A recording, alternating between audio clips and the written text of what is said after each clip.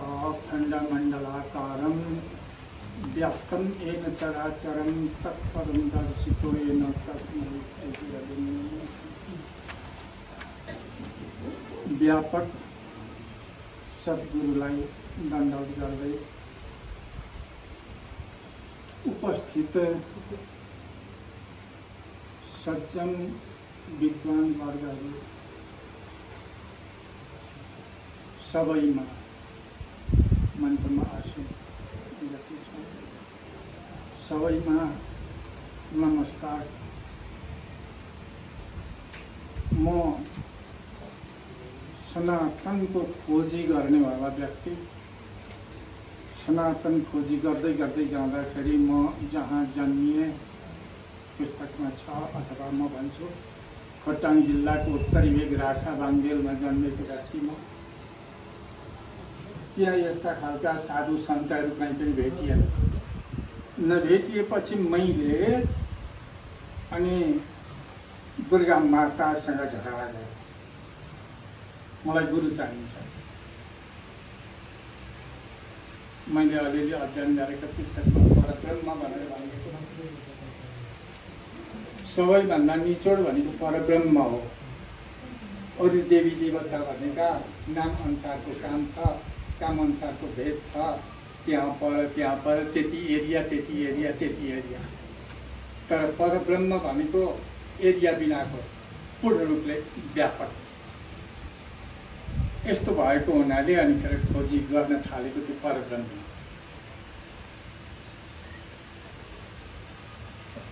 12-14 वर्षको उमेरमा धरानमा पिण्डेश्वर विद्यालयमा पढ्न भनेर गएँ म।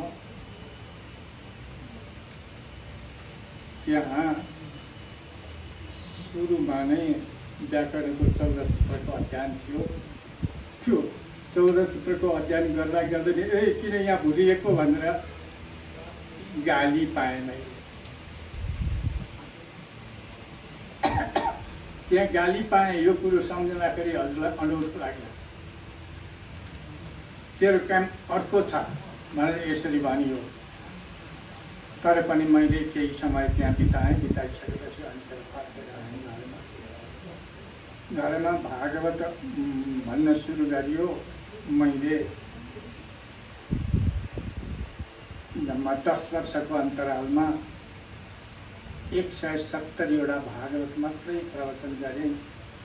भागवत प्रवचन गर्ने भनेर पहाडमा घरबाट तलपट्टि राखुलभन्दा पारिपट्टि उकालो चढ्नुपर्ने। बाछीलाई नानीहरूको गाउँको उकालो चढेर डाँडा पल्लापट्टि गएर भागवत भन्नुपर्ने।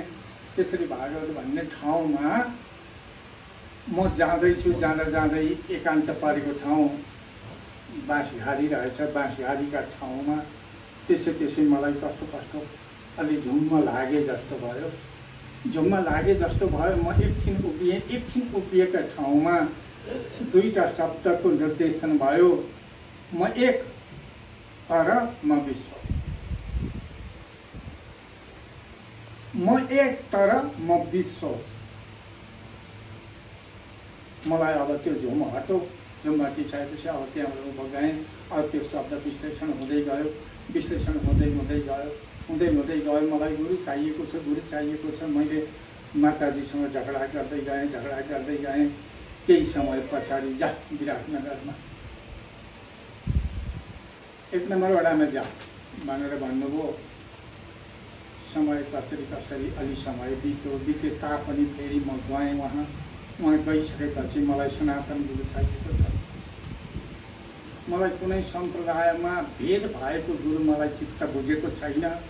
किन भनेर भन्दाखेरि भेद नगर्नु भनेर हाम्रा भागवतले भनेको छ, गीताले भनेको छ, अरू सम्पूर्ण पुराणहरूले भनेको छ, उपनिषदले भनेको छ भेद नगर्नु भनेर। भेद गर्ने ठाउँ कहीँ पनि छैन। किनभनेदेखि पृथ्वी माटोले बनेको छ। माटो धुलकणले बनेको छ। धुलकणको स्रोत के हो त? हामीले खोज्नुपर्ने कुरा छ। धुलकणको स्रोत के हो? पानीमा बाफ भएर उठ्दछ। बाफमा अणु हुन्छ। त्यो अणुको स्रोत के हो त? हाम्रो यो खोज गर्न बाँकी रह्यो। हामी लेख्दा छौँ बिन्दु बिन्दु जोडिएर रेखा भन्छ, रेखाबाट अक्षर भन्छ। त्यो बिन्दु मसीको भयो भनेदेखि हाम्रो आवाजको बिन्दु के हो? हामी बाणी बोल्छौँ, अक्षर बोल्छौँ, तर त्यो अक्षरमा बाणीमा बिन्दु कहाँ छ? यस्तो बेइमानी यात्रा छ यो हजुरको अगाडिपट्टि उभिने यो अनुहार बिग्रेको मान्छेसँग यस्तो बेइमानी यात्रा छ। र सँगै नै मैले बिन्ती टक्र्याउन खोजेको प्रत्येक शरीरभित्र एकदमसँगले त्यो परब्रह्म सत्ता आत्मस्वरूप भएर बसेको छ भनेदेखि मैले नमस्कार गर्ने परब्रह्म सत्ता त्यो सुलसुले भुसिनु मच्छर यी सबैजनासँग छ। त्यसो हुँदाखेरि मैले ती सबैजनालाई भित्रदेखि नमस्कार गर्ने गरेको छ। बाहिर चाहिँ अलि लोकले निन्दा गर्दो रहेछ, त्यसो हुँदाखेरि बाहिर दण्ड गर्नु परेन मैले। हो, भागवत एकादश स्कन्धको 29औं अध्यायमा गएर के भन्नुभएको छ त भगवान कृष्णले ज्ञानोपदेश गर्दाखेरि उद्धवलाई भन्दाखेरि सबै प्राणीलाई, गधालाई, चोरलाई, डाकालाई, बदमासीलाई अथवा ज्यानमारा होस् अथवा साधु सन्त होस् अथवा गाई होस् अथवा जेसुकै होस्, सबैले दण्डवत भनेको लट्ठी बराबर पस्रिएर नमस्कार गर्ने गर्नु, ईश्वरको रूप भनेर नमस्कार गर्नु, ईश्वरलाई त्यसरी जान्नु भनेर यसरी भनिएको छ। भागवतमा प्रष्ट भनेको छ अर्चागा वर्ष तावत् यावत् तत्त्वं न विन्दति। यो कुरो हजुरलाई थाहा होला अवश्य पनि। अर्चादा वर्ष तावत् यावत् तत्त्वं न विन्दति, जबसम्म तत्त्व जान्दैन तबसम्म मूर्ति इत्यादि बनाएर आफ्नो मनलाई केन्द्रित गर्नु। तर आत्मतत्त्व जानिसकेपछि मूर्ति चाहिएको छैन र यी बाहिरी कर्मकाण्ड पूजा चाहिएको छैन भनेर त्यसरी भनिएको छ। त्यही कुराको उपदेशका निमित्तमा मैले यहाँ कायेन वाचा भनेर जुन अहिले उहाँ डाक्टर गुरुदेवले बताउनु भयो त्यो मन्त्र तयारी गरेँ मैले। यति मात्रै होइन, वेदको मन्त्र, भागवत पुराणको मन्त्र, एकादश स्कन्धको अध्याय कायेन वाचा मनसेन्द्रियर्वा बुद्ध्यात् मनावा प्रकृति स्वभावात् करोमि यद्यत् सकलं परस्मै नारायणायेति समर्पयामि। समर्पय तत् पनि छ, तर त्यो भनेको के? त्यो पाठ मात्रै गर्दाखेरि हुने? के भन्न खोजेको थियो? हामीले पुस्तक पढ्यौँ भनेदेखि पुस्तकलाई जन्तर बनाएर बाँध्ने होइन। जसरी फुलमा भमराले रस चुसिसकेपछि फुललाई छोड्दछ त्यस्तै गरी पुस्तकलाई छोडिदेऊ, त्यसबाट ज्ञान झिक, अनि खेर आफू आनन्द भएर अभ्यास गरेर आफू शरीर, वचन, मन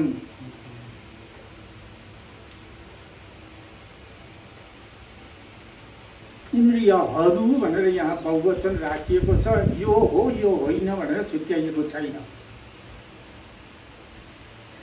वाचा मनसा इन्द्रियैर्वा बुद्ध्यात् मनावा, बुद्धि आत्माद्वारा प्रकृति स्वभाव, प्रकृतिका कारणबाट जो जति जे काम गर्न आइराख्छ, यत्करोसिय दशनासिय जोसी दगासिय तपस्या कम्प्युटर तत्पुरुष समागम। कति मजाले भनिएको छ पूजा कसरी भइरहेको रहेछ यहाँ हाम्रो शरीरमा। हामीले चढाउने गरेको अक्षता साझा हो, अर्काले पनि आएर चढाउँछ। चन्दन पनि साझा हो, फुल पनि साझा हो, जसले टिपेर चढाउन पाउँछ। तर मेरो शरीरका प्रत्येक अङ्गहरू त म आफैले चढाउनुपर्छ। मेरो टेवा हो नि त यो। त्यसो हुँदाखेरि यी वचनहरू जो छ यसद्वारा हामीले त्यो परम सत्ताको उपासना गर्नुपर्ने हुन्छ। त्यो नारायणको उपासना गर्ने सबैमा बाँच्ने समर्पण हो। मेरो शरीर सञ्चालन गर्ने र मलाई हराउनेवाला जो छ मेरा भित्र बसेर उसैलाई मैले चढाएको छु। यसो हुँदाखेरि हजुरमा यो कुरो त मैले राखेँ, यसैको रहस्य हो यो। तर मलाई एउटा कुरा राख्न मन लागिरहेछ यहाँ, जोस्मणि शब्दको व्युत्पत्ति। जोस्मणि, जसमणि, जोसमणि, यसोमणि, खै कुन चाहिँ के भन्नुपर्ने यसलाई?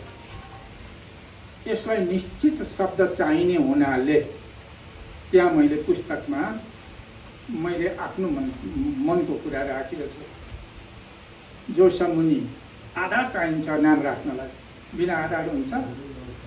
कहीँ पनि हामीले भेटेका छौँ इतिहास सबैमा आधारसँग नाम छ। तर यहाँ आधार बिनाको नाम यसरी हल्ला भएको र अनेकन नामले युक्त भएको हुनाले एउटा नाम निश्चित चाहिएको छ। हजुरहरू बुद्धिजीवी वर्ग हुनुहुन्छ, व्याकरणज्ञ सबैतिर बाट हामीलाई जोस्मणिको शब्दको एकदम निश्चित तत्त्व चाहिएको छ। के भनेको? मैले भनेको छु ज्योतिमुनि। शशिधर स्वामीले गुरु मानेर सँगै लेखा हुनाले ज्योतिमुनिको पहिलो अक्षर ज्योतिमुनि भने मैले। अनि शशिधर स्वामीको शशिधर पहिलो अक्षर जो र स, जो स। अनि स भनेको पनि कुन स? तालव्य स। यो जो स दन्ते स पनि होइन। शशिधर भनेर भन्दाखेरि तालव्य स नै आउँछ। शशीमा तालव्य स आउँछ। शशी भनेको चन्द्रमा हो नि। शशिधर चन्द्रमा धारण गर्ने भनेको शिवजीको नाम।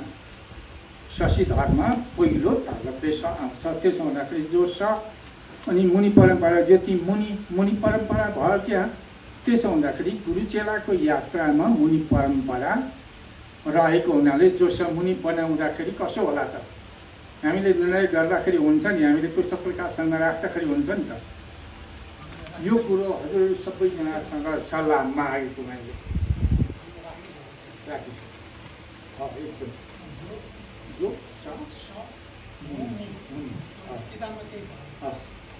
मैले त्यही नै लेखेको छु र त्यसरी मेरो मन्तव्य पनि त्यहाँ थियो। पनि अहिले पनि किताबमा पनि राखेको छु मैले यो कुरो।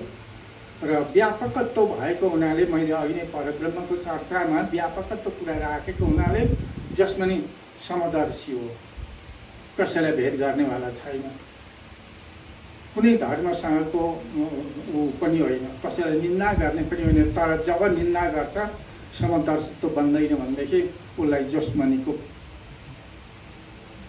गुरु पन्जा दिन अप्ठ्यारो हुन्छ, गुरुमुखी बनाउन समेत पनि अप्ठ्यारो हुन्छ। यो कुरो रहेको छ, यो परम्परामा रहेको छ। त्यसो हुँदाखेरि हामीले यो कुरो पनि विचार गर्नुपर्ने छ। र अब धेरै बोल्दा बोल्दै मेरो घाँटी अलिक सजिलो भएको छैन। त्यसो हुँदाखेरि यति दुईवटा कुरो राख्दै म मेरा शब्दलाई राख्दछु। र यति मात्रै नभएर प्रकाशनमा काम गर्नेवाला हरिमन्जुजी हुनुहुन्छ, अरू गुरुहरू जति हुनुहुन्छ उहाँहरू सबैलाई धन्यवाद टक्राउँदै म मेरो आफ्नो शब्दलाई यही नै राख्न चाहन्छु। सद्गुरु महाराजको